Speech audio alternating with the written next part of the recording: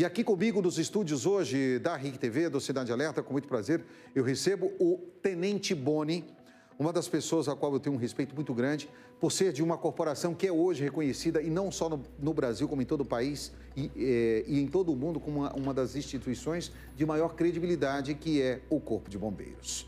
Antes de mais nada, Tenente, obrigado pela sua presença aqui conosco. Boa noite para o senhor. Obrigado, Nader, e a todos que nos assistem. É a satisfação estar aqui. Tenente Boni está aqui conosco hoje porque nós tivemos acesso ao laudo completo, mais de 140 páginas, que mostram exatamente as causas de um incêndio em uma casa de um condomínio de luxo aqui de Maringá no último dia 30 de junho. O caso chocou toda a cidade, todo o estado do Paraná e o país.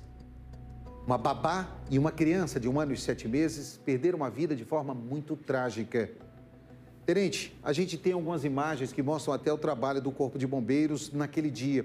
E hoje ficou comprovado de que o trabalho de vocês foi eficiente para evitar que essa tragédia ela se tornasse uma tragédia ainda maior, atingindo outras casas. Infelizmente, dessa tragédia tiramos muitas lições, não é? Sem dúvidas. A gente ali na comunicação social tem recebido muitos chamados, inclusive de condomínios verticais, solicitando orientações e palestras no comportamento nos casos dos incêndios. E a força motriz foi exatamente essa ocorrência. Ela chocou demais, tanto pela babá, mas em especial, né, pela criança que tinha uma vida inteira pela frente, a comoção que tudo isso gerou. Nas imagens que nós vamos mostrar a partir de agora para você, e nós vamos ter uma reportagem especial feita também pelo J. Júnior, nós vamos trazer alguns detalhes do laudo. Também vamos omitir, né, Tenente, o senhor teve acesso junto conosco a esse laudo agora há pouco, vendo as imagens, algumas imagens que são desnecessárias e em respeito à família, como, por exemplo, as imagens que mostram a tentativa da babá de socorrer essa criança. E para a família dessa babá e para a família também desse bebê, a gente quer aqui dizer que essa babá foi uma heroína no intuito de salvar esse menino no momento em que ela percebe a fumaça. E as câmeras deixaram claro isso, a imagem deixa muito claro isso, não é, Tenente? Sem dúvida.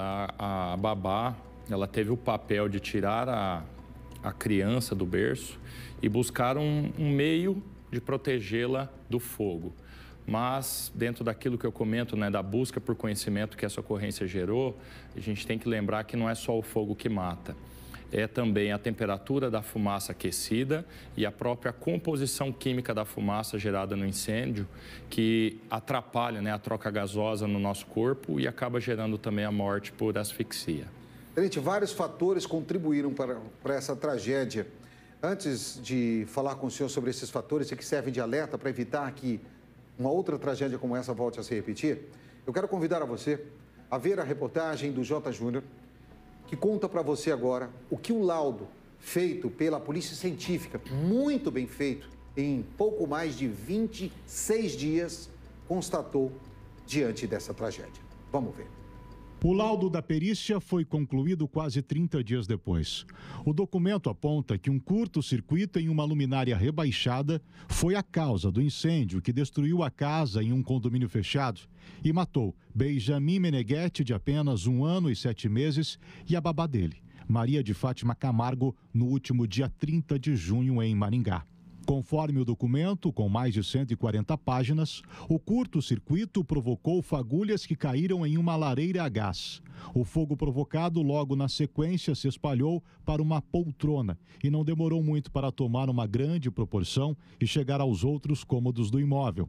A casa de 2 andares, recém-construída, tinha aproximadamente 450 metros quadrados. Uma escada era a única ligação do primeiro piso com o pavimento superior. Quando as vítimas se depararam com o incêndio, ela já estava tomada pelas chamas.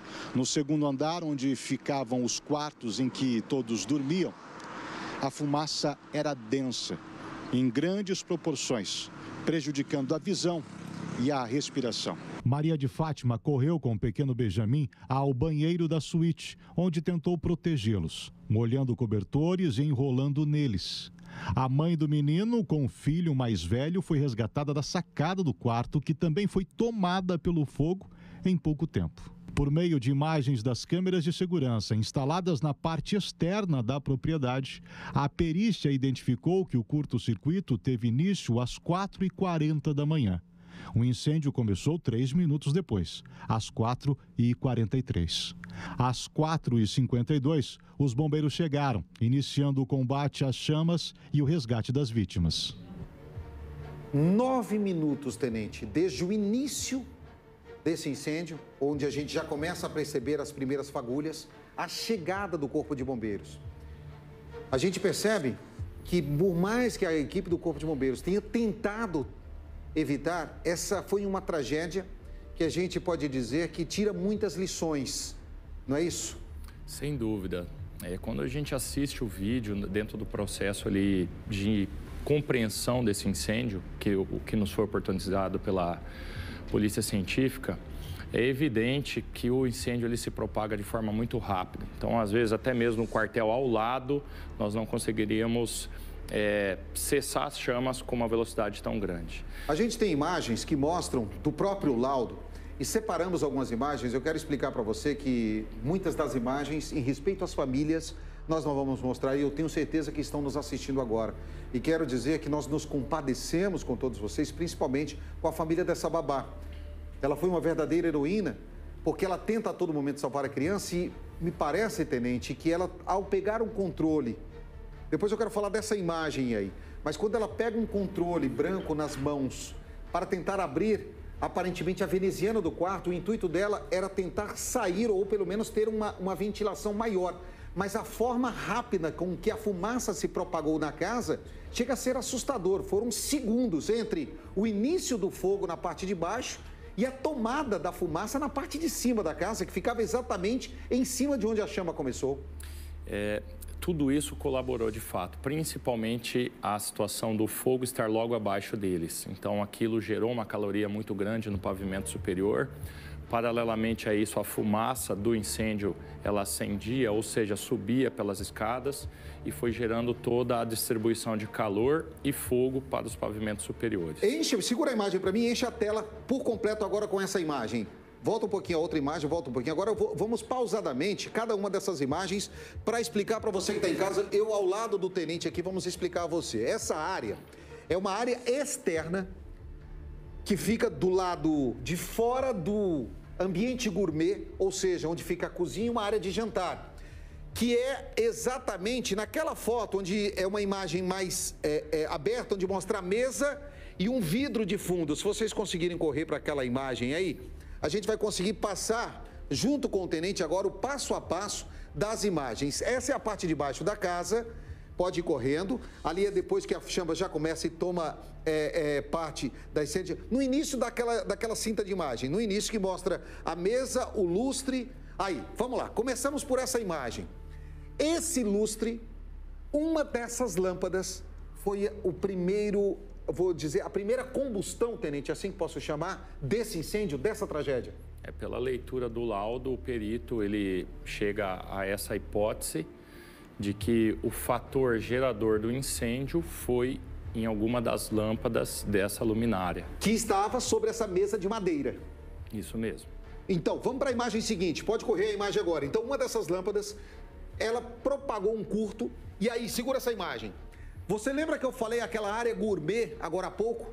Lá fora, nós estávamos falando da imagem. Além daquela porta de vidro lá atrás, você está vendo que ali está a mesa. Em cima da mesa tem os lustres, que onde supostamente, de acordo com o laudo, teria começado esse curto-circuito, que acabou resultando.